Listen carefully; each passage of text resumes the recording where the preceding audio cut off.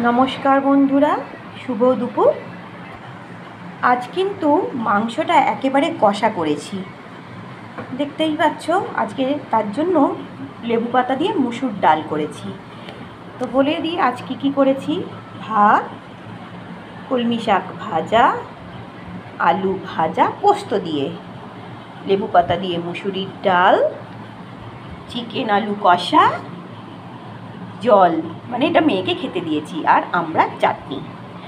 এই হয়েছে আমার আজকের মেনু।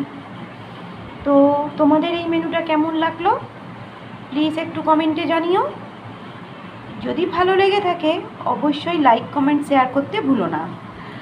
আর আমার এই ভিডিওটা যদি তোমাদের ভালো লাগে প্লিজ একটু শেয়ার করে দিও। আর একটা কথা বলে রাখি, তোমরা দুপুরে কে কী মেনু করলে বা খেলে প্লিজ আমার সাথে একটু শেয়ার করো। এখন টাটা।